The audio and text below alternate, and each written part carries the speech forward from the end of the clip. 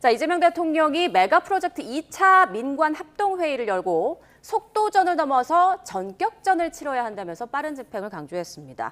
구마모토와 같은 속도라고 얘기하기도 했는데 어느 정도 빠른 속도를 말하는 걸까요? 그러니까 지금 구체적인 시점으로는 2028년 정도가 가장 이르다 이렇게 볼 수 있겠습니다. 예. 특히 지금 군공항 관련해서 이 이전을 얼마나 빠르게 할 것이냐 그리고 선제적인 조치를 뭘 할 것이냐에 대해서 얘기가 나왔고 실제로 그 강훈식 비서실장께서 직접 브리핑을 하셨잖아요.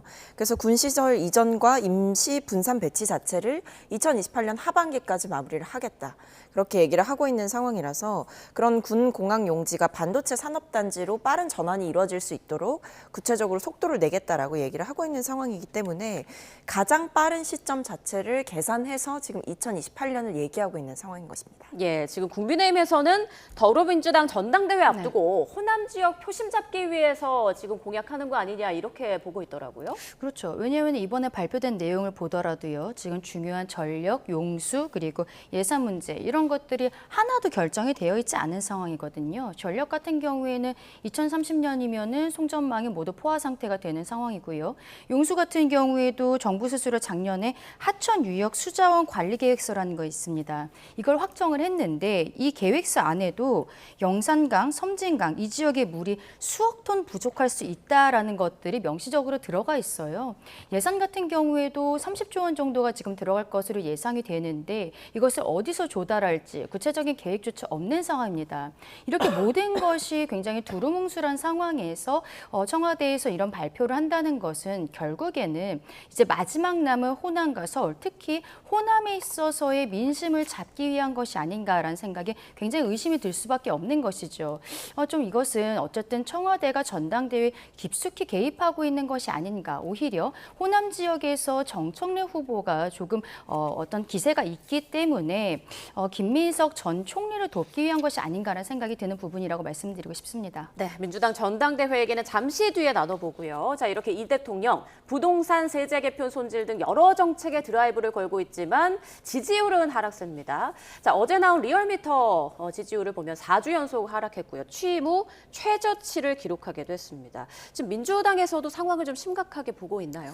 네, 아무래도 이제 여러 가지 이유가 있겠습니다만 예. 이제 보안수사권 폐지의 여파도 분명히 있는 것 같고요. 특히 이제 2030 여성들이 이탈하고 있다 이런 얘기들도 많이 나오고 있는 상황이라 그 이슈가 굉장히 중요했다라고 보고 예. 전체적인 맥락에서는 제가 봤을 때 이제 부동산 세제 개편 문제와 그리고 아무래도 사실 지금 이제 경제가 굉장히 어렵다라는 얘기가 많이 나오지 않습니까? 네. 특히 증시 상황이 안 좋다. 그러니까 주식이 굉장히 이제 잘 되고 있다가 요즘 이제 주식 시장이 많이 안 좋다 보니까 이제 그런 부분들도 특히 이번에 논란이 일었던 레버리지 ETF 이런 부분들까지도 이 청와대 정책실장의 발언이라든지 그런 부분들이 종합적으로 논란이 되게 되면서 결국 손에 잡히는 부분들 그리고 굉장히 좀 국민들께서 중요하게 느끼는 부동산이라든지 주식이라든지 더 나아가서는 지지층들이 굉장히 좀 많이 나뉘어졌었던 이슈인 보안수사권 폐지 문제라든지 사실은 단기간에 이 굵직한 이슈들이 단숨에 다 터졌다 이렇게 볼 수 있는 상황이거든요. 예. 그렇기 때문에 대통령의 어떤 지지율이 그렇게 이제 좋은 추세를 보이고 있지는 못한 것이 사실이다 이렇게 평가를 해봐야겠습니다. 네, 부동산과 주식, 보안수사권 폐지 등 여러 부분이 겹쳤다라는 말씀해 주셨는데 국민의힘에서는 지금 대통령 지지율 추이 좀 어떻게 보고 있습니까? 대통령께서 지금 아직도 40% 넘게 나오는 것이 놀랍다라고 생각을 할 수밖에 없는 것이죠. 그동안에 뉴 이재명이라는 그룹이 있었습니다. 민주당 당대표 시절에 이재명 대통령을 좋아하진 않지만 대통령으로서의 이재명 같은 경우에는 경제는 살릴 수 있지 않을까 이런 신락 같은 희망을 갖고 있던 서민들이었는데요. 최근에 조금 아까 박재권님 말씀해 주신 것처럼 부동산이라든지 증시 이런 데에서 어떠한 능력 부족을 보여주고 있기 때문에 이분들이 떠나가고 있는 것이 아닌가 생각을 합니다. 그리고 대통령께서 최근에 좀 책임감 없는 모습을 보이고 계신 것이 아닌가 생각되는 부분들이 있는데요. 형사소송법 개정안에 대해서는 읽어보지 않았다라고 이야기하고 계시고 ISA 개편안에 대해서도 보고를 받지 못했다라는 이야기를 하시면서 남 탓을 하는 듯한 모습을 보이고 계신 것이죠. 민주당도 마찬가지라고 생각을 합니다.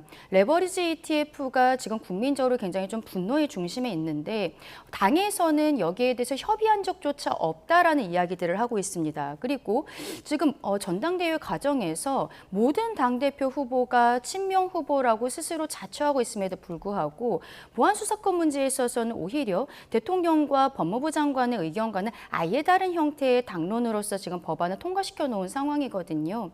당정청이 계속적으로 엇박자를 내고 있는 상황에서 앞서 말씀드린 뉴 이재명이라든지 그분들을 넘어선 국민들을 안정시키지 못하고 있는 지금 정부의 모습들, 이런 것들이 결국에는 지지율이 떨어지고 있는 하락세가 되고 있는 것이 아닌가. 약간 국민의 한 사람으로서 걱정이 되는 것은요. 메가 프로젝트 이후로 대통령이 좀 반등할 수 있는 모멘텀들이 보이지 않고 있어요. 지금 뭐 청와대에서 빠르게 진행하겠다라고 이야기는 하고 있습니다만 이것도 과거에 나왔던 이야기들을 다시 하는 수준이고 또 이렇게 구체적인 내용들이 없기 때문에 어제 나온 발표를 가지고서 다시 반등이 될 것이라고 보이진 않거든요.